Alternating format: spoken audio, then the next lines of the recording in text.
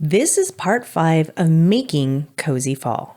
So far in this series, we have made pumpkin spice cookies, used Master Elite powders to mix autumn-colored icing, and whipped up a cup of cocoa.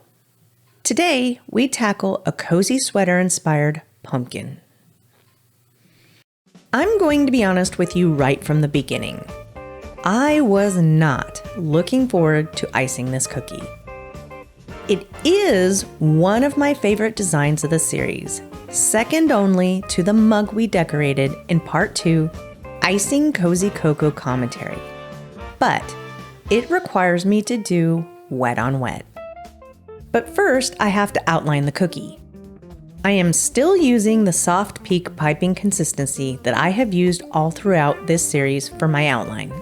In case you missed it, I call this series Making Cozy Fall because I'm using the designs the Graceful Baker made for her class, Cozy Fall, which I purchased online.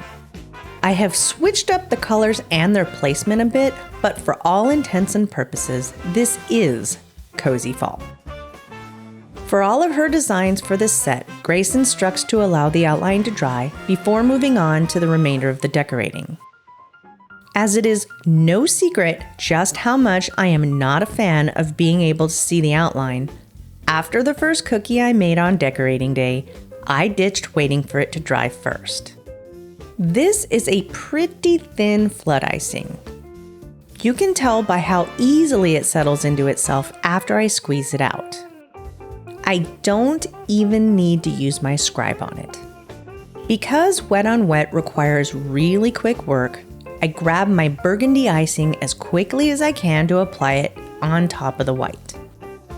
Normally, I edit out the transitions between grabbing my icing bags, cleaning off my scribe, and whatever else it is that I do between steps. But for this cookie, I didn't make a single cut per stage. In Grace's design, she uses 3 colors for the stripes. My original plan was to use burgundy, autumn gold, and pumpkin.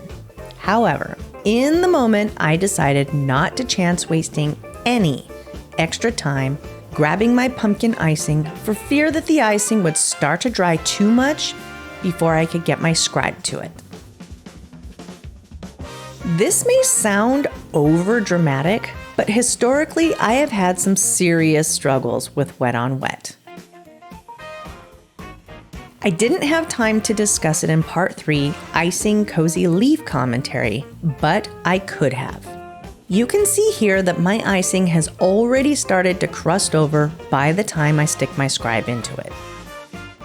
I've theorized that I have a harder time with, time, because I live in a very dry climate. This saddens me because I love the look of wet on wet designs. I had originally thought that wet on wet was going to be a base staple of my designs.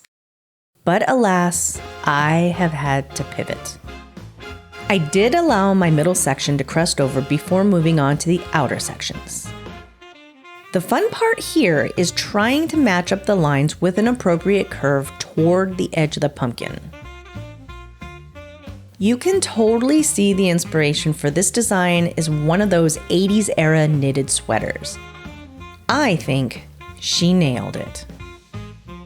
Admittedly, I am not struggling as much with this wet on wet as I have in the past. I think this might be for a combination of reasons. It looks like my white might be a tiny bit thinner than the other icings I made. And the sections are much smaller than some of the cookies I've done wet on wet with before.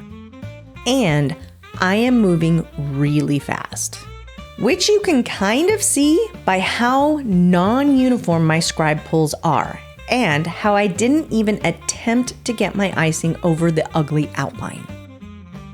To have my best chance for the left side, and since I'm not as time-bound to start that section, I take a minute to move all of my icing bags over to the left side for easy pickup. I'm trying to set myself up to have the least amount of obstacles in my way that causes extra seconds to be wasted while doing this wet on wet. I did have some cratering, as you will see at the end. Sadly, this kind of confirms my prior thought that my icing has to be a bit too thin to make wet on wet work.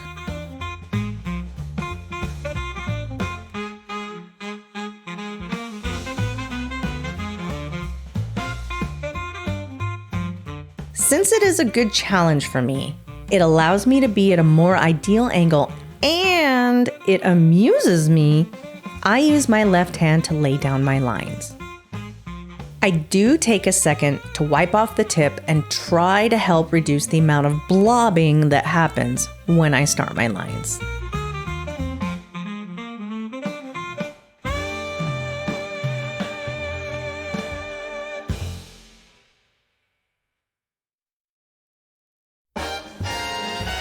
I also have a moist paper towel in hand so that I can clean off my scribe between each pull.